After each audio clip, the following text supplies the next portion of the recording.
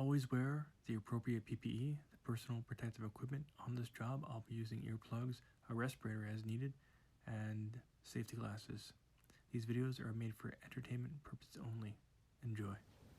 Hey guys, so we have the duct up, and if you see here, that's my structure. Now, this isn't going to be entirely permanent right now because I still got to do a couple things that I forgot about that's on the other side of this thing. That's neither here nor there. But you see here where it's unfinished. And if we go across here for the ducting, you'll see that it's got the one turn up for that, and then the one where it turns up for that, there's also like baffling and stuff. It's kind of a little bit obnoxious, a little bit convoluted. And if I go down here, here's the piece. And if you look at this thing, this is what was in the wall. So this would sit like this, and that would sit into the wall. So obviously there's no space for that. And then this would be over the top, and then it'd be like an octopus. It's like ridiculous. So I'm gonna be, and also this is too long now because of the 1/2 inch drywall, because this was built right to the frame. There's a staple there. We don't need that in our ducting. So this was built right to the framing. So let's take a look up here with the 1/2 inch drywall. It comes across, and I can't even put it in this because of the 1/2 inch there. That's how tight this is. So what I'm going to be doing is cutting it back, and I'm going to have the one where it just shoots straight up. Now I have a 90 degree, and I may use that, I may not. I haven't totally decided yet, but I have to cut it back, redo all these bends. So this bend, and then I have to redo the cuts like this so they match up. That's not really a big deal. I can cut it back a 1/2 inch or whatever it takes, and then it'll go up into the ducting here, which is kind of where I'm thinking I'm going with it, because I'll just use the PL glue, and I'll just glue it up. Done.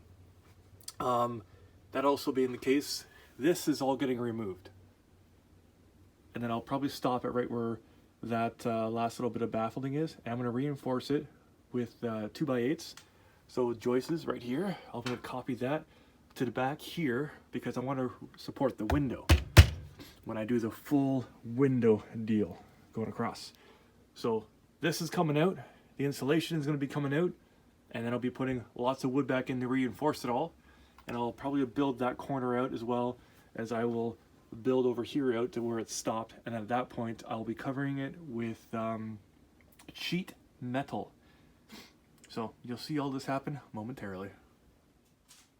I do not feel like doing this today, or any day.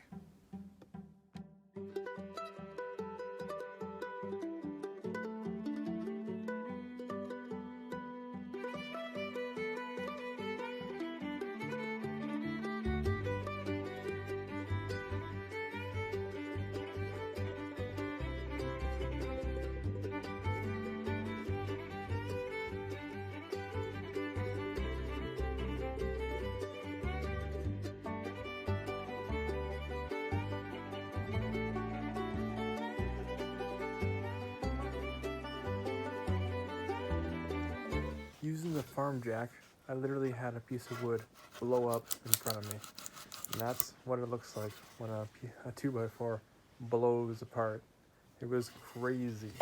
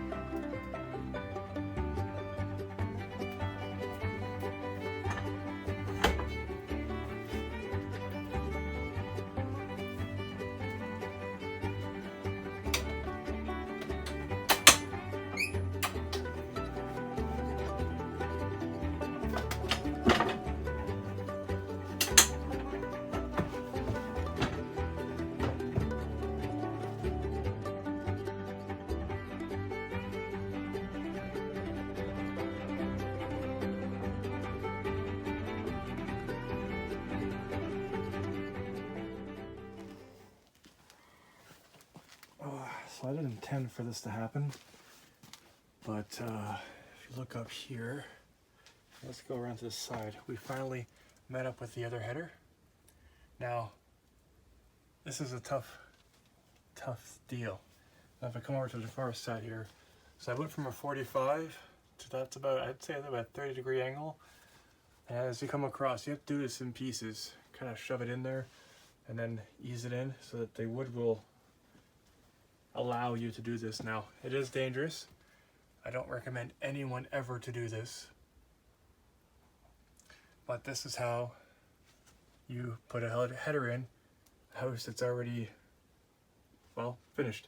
And the reason for this is because the basement studs are just slightly higher than the header.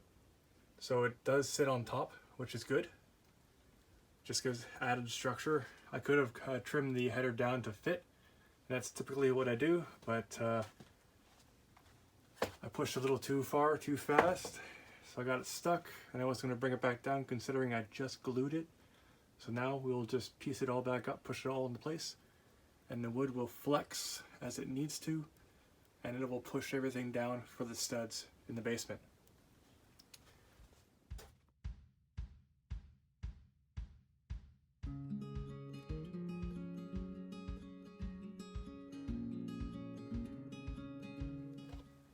So guys, that's what it should look like. So it's plumb square, level, done. Now to fill in the rest of that, and we should be good.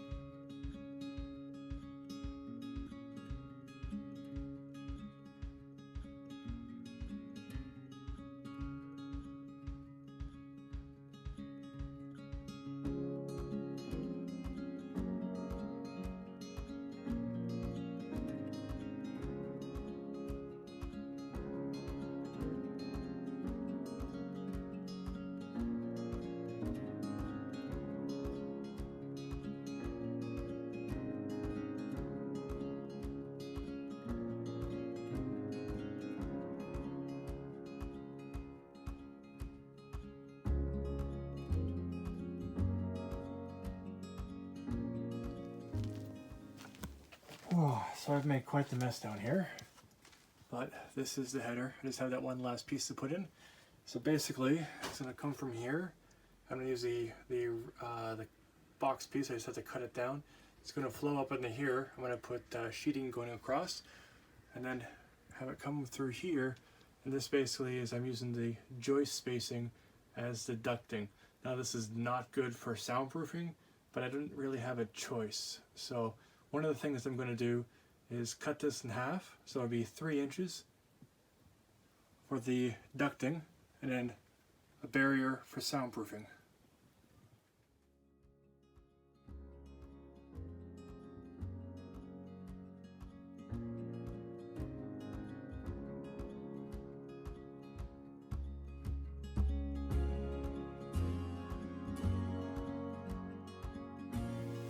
So guys, got the last little bit of the air ducting. I'm going to insulate all around it, of course. And as you can see across here, that's where the air ducting is going. So it's got 3.5 inches by about 7 going across. And that should be fairly adequate. It's a little restrictive compared to before, but this is what it looks like. And I bend it. See the crease in the metal? That allows the metal to bend without making that metal bending bong or bang noise as it heats or cools. So that'll stop the noises. And then the glue there is to hold it in place. It's also screwed. And then I'm going to insulate it with the rock salt.